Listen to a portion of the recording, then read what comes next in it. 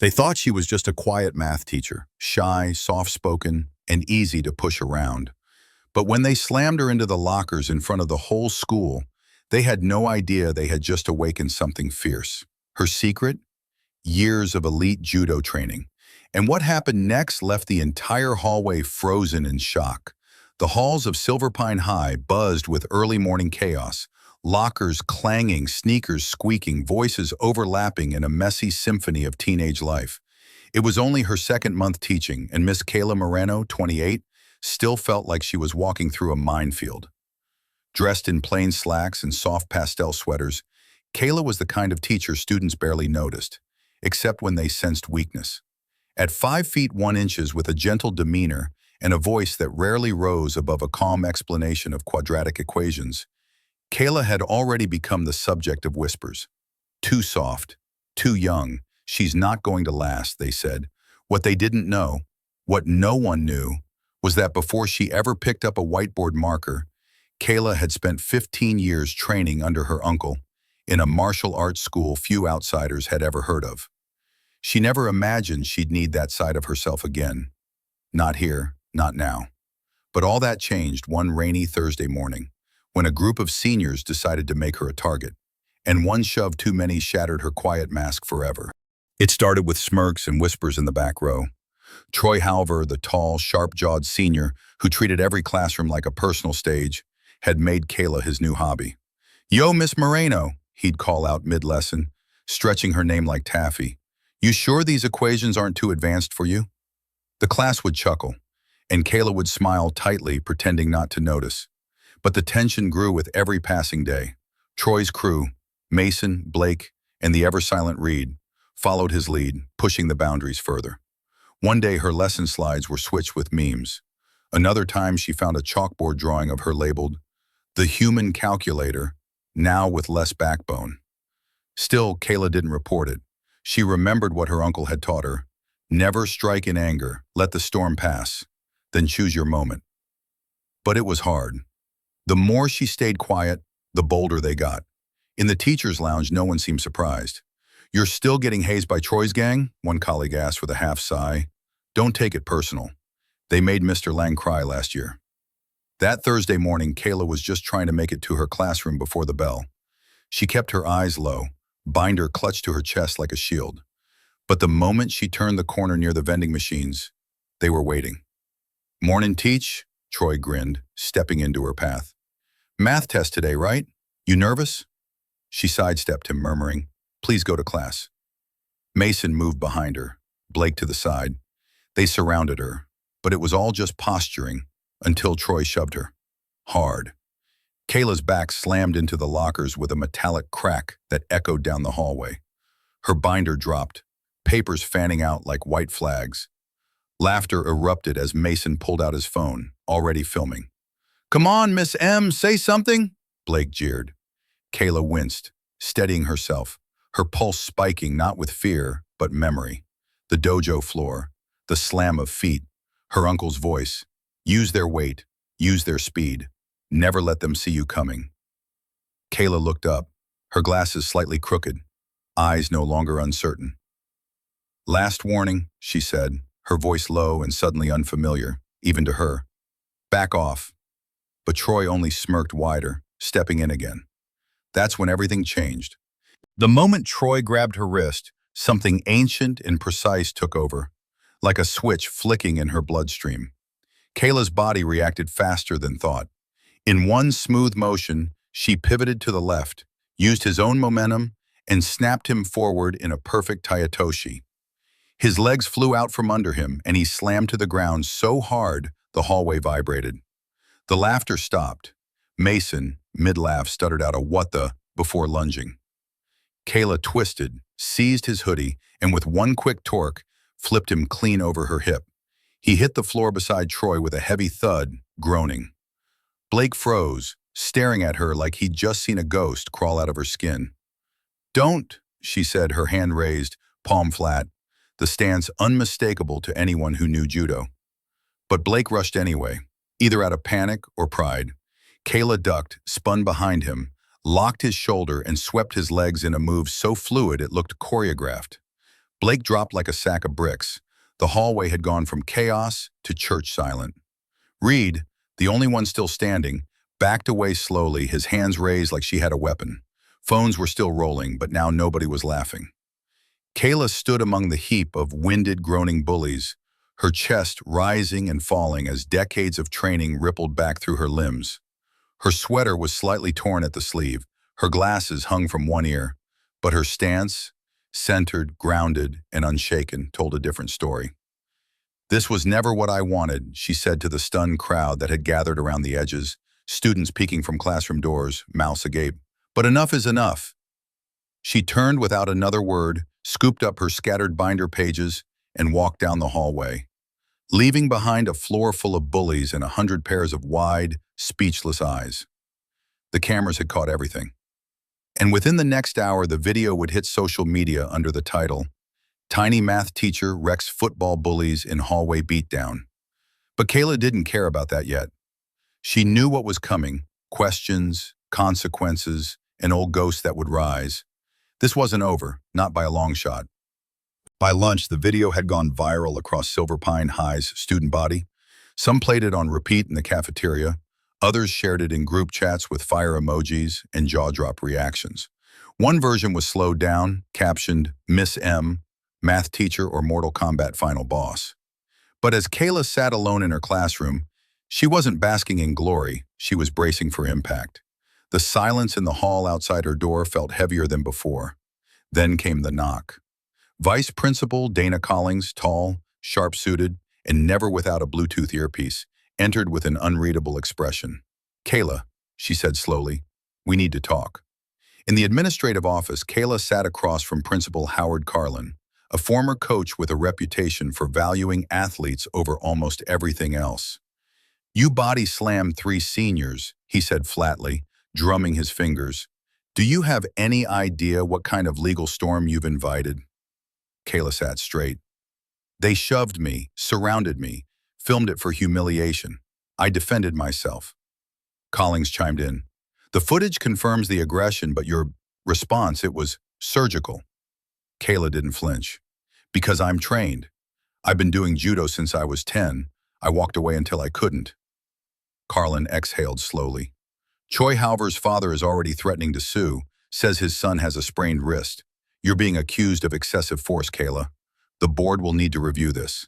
Until then, you're on temporary administrative leave." Kayla nodded once, feeling her jaw tighten. Understood. As she stood to leave, she heard Carlin mutter under his breath, "Never figured you for a fighter." She didn't reply.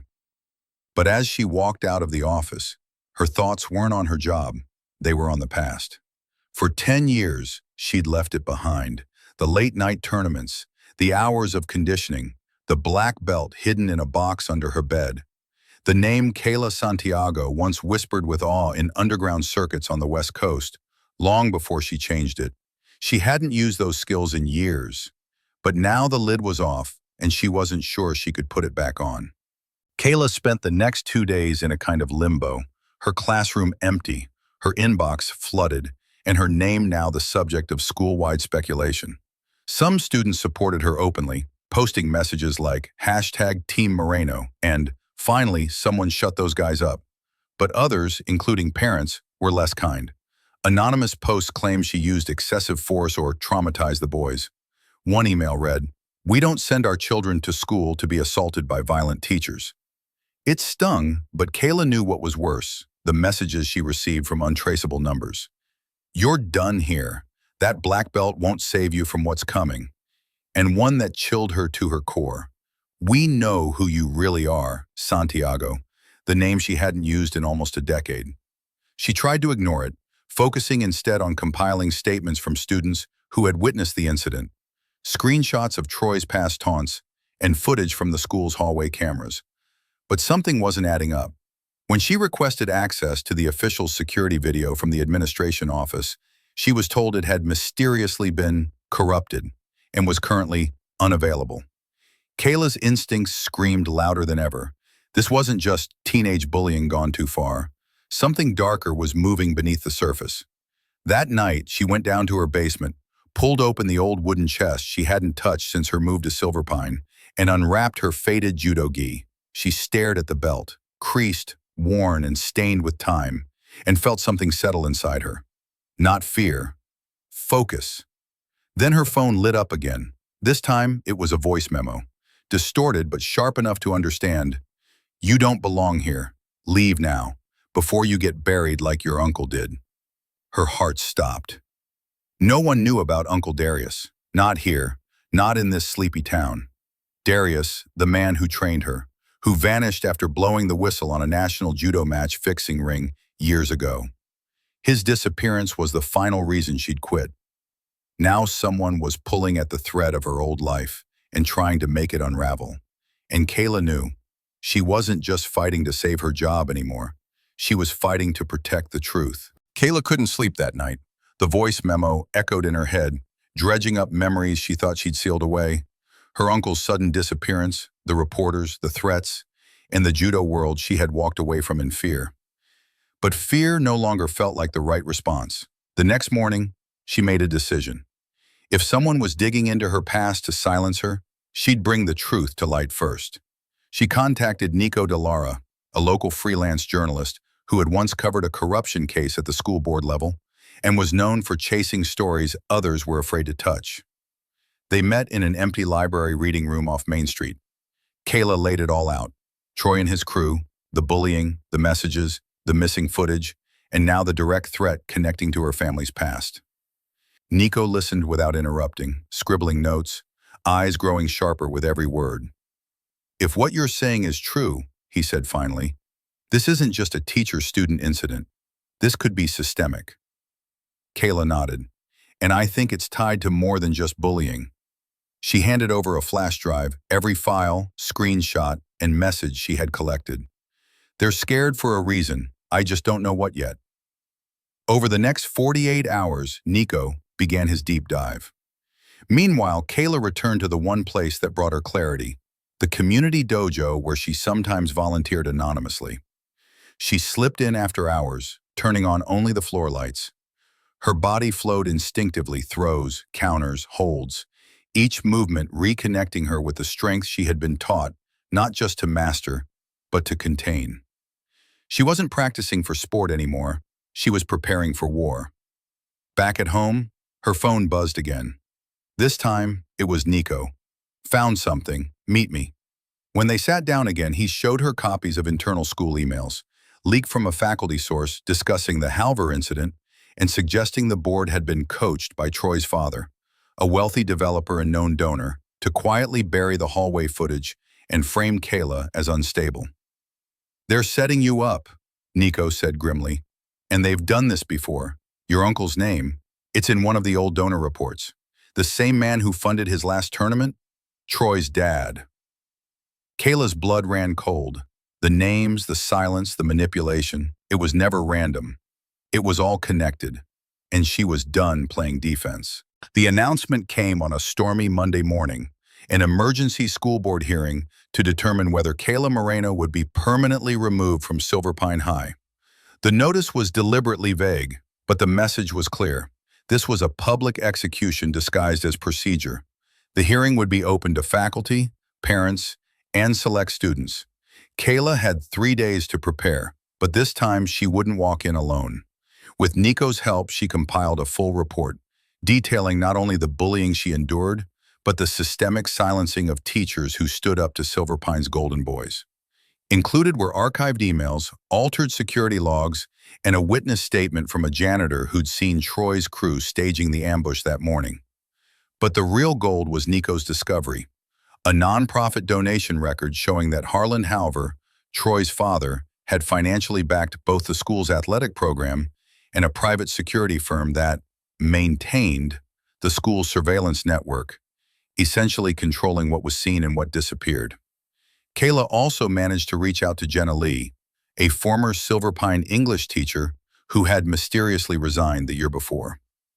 In a tense, whispered phone call, Jenna confirmed she too had been harassed by the same group of students and pressured by administration to quietly exit rather than escalate. They protect their image, Jenna said, and they'll do anything to preserve it, even if it means ruining you. Kayla felt something steel itself inside her.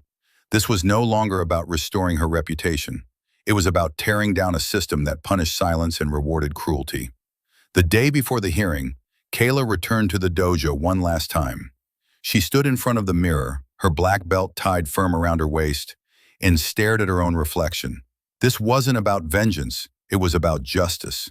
For herself, for her uncle, for every teacher and student who'd been cornered by the same machine. That night, as thunder rolled over Silverpine, Kayla printed her evidence, zipped up her jacket, and whispered to the empty room, "You buried the wrong person."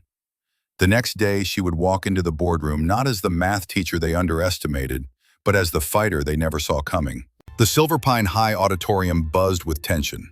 Parents packed the rows, teachers whispered behind clipboards, and students leaned in from the back, their phones half raised, ready to record whatever happened next. At the center of it all stood Kayla Moreno, composed in a navy blazer and slacks, her expression unreadable but eyes locked in. On the opposite end of the stage stood Harlan Halver, polished in a charcoal suit, his hand resting on the shoulder of his son, Troy, who now wore a sling and a look of perfect victimhood. Principal Carlin sat to one side, nervously avoiding eye contact with anyone, while the 5 board members arranged in a stiff line waited for the first voice to break the silence. Halver went first. "My son," he said with theatrical sorrow, "was violently attacked by an educator entrusted with shaping young minds. This was not self-defense. It was uncontrolled rage. My family demands her immediate removal." There were murmurs of agreement. Troy nodded somberly, though Kayla noticed the corners of his mouth twitching. He was enjoying this. That changed the moment Kayla stepped forward. "You've heard his story," she said calmly, then held up a flash drive. "Now, you'll hear the truth." The projection screen behind her came to life. First, a silent hallway clip obtained from a student who had captured the full event on their phone from the top of the stairs. It showed Troy shoving her first, twice. It showed Mason filming, Blake circling, and Kayla warning them to stop. And then it showed what the school's corrupted footage had conveniently cut: their assault, her restraint, and her rapid, controlled defense. Gasps rippled through the crowd, but Kayla wasn't finished. "What you haven't seen," she said, voice steady, "is the pattern. I wasn't the first teacher they harassed. I was just the one who didn't crumble." She played a recorded call with Jenna Lee, then clicked through financial records tracing donation money from Halver to the school's security contractors. "He didn't just try to bury the footage," she said. "He owned the shovel." The final blow came when Nico Delara stepped forward, holding up a printed expose that had gone live just minutes before, detailing everything from the manipulation of staff to the mysterious disappearance of footage in other unresolved incidents. The room was dead silent. Even Troy looked pale now. The board members turned to one another, whispering fast. Harlan Halver tried to object, but this time, no one listened. By the time the board returned from their closed-door deliberation, the mood in the auditorium had shifted completely. The once scattered murmurs had grown into quiet tension, no longer about whether Kayla had acted out of line, but whether the school would dare ignore the evidence now out in the open. Principal Carlin cleared his throat, still trying to look neutral, as board chair Lenora Vance stood. After reviewing the testimonies, student footage, corroborating documents, and the newly released report, she began, "We have concluded that Ms. Kayla Moreno acted in self-defense against a coordinated and premeditated act of harassment. Furthermore, we are launching an internal investigation into the school's surveillance management and its relationship with private donors." Gasps, a few stunned claps. Halver stood abruptly, his face red, jaw clenched, muttering something inaudible as he stormed toward the exit. Troy followed behind, no longer smug, his sling hanging loose. But the board wasn't finished. "Effective immediately," Vance continued, "Ms. Moreno is fully reinstated, and, pending further investigation, the students involved in the assault are suspended indefinitely." This time, the applause came faster. Students cheering from the back row, teachers nodding, a few even standing. Kayla stood quietly at the center of it all, still and strong, as if every judo breath she had ever learned was holding her steady. A young girl, Sophie Lynn, a quiet freshman from Kayla's first period, walked up shyly after the meeting, her voice barely above a whisper. "You're Kind of amazing, Miss Moreno. I want to be like you. Kayla smiled, soft and genuine. You already are. Later that evening, as she packed up her things from the office she thought she might never see again, she found a note slipped between her folders. No name, just 4 kanji characters, handwritten with brushstrokes she hadn't seen in years. It read, "The path reopens." Her fingers trembled slightly. It was the signature phrase her Uncle Darius used to end every letter when she trained with him. The man who vanished without a trace. For a moment, the noise of the day faded, replaced by a quiet, pulsing question. Was he alive? Watching? Warning her? Whatever the answer, one thing was clear. Her story wasn't over.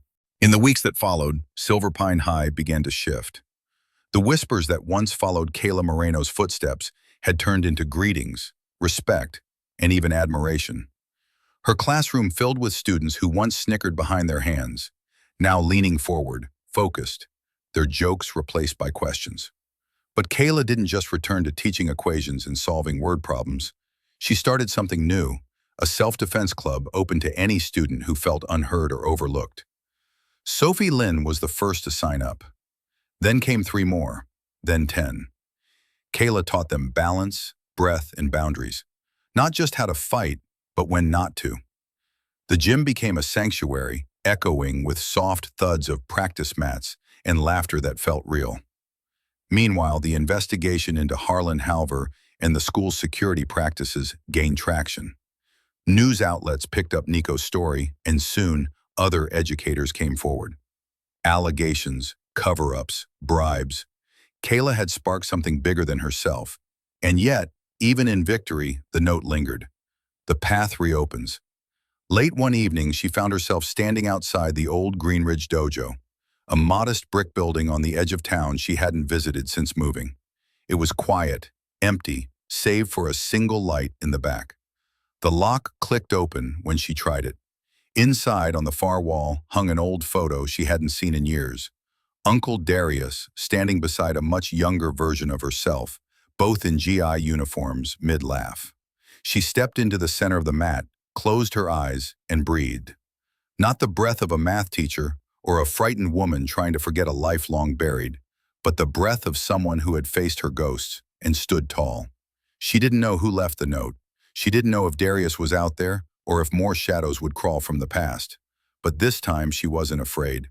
Whatever came next, threat, challenge, truth, she'd meet it head on, grounded, focused, and unbreakable. Because Kayla Moreno was no longer hiding who she was. She was both teacher and fighter, a protector, a survivor. And her story was no longer just about defending herself.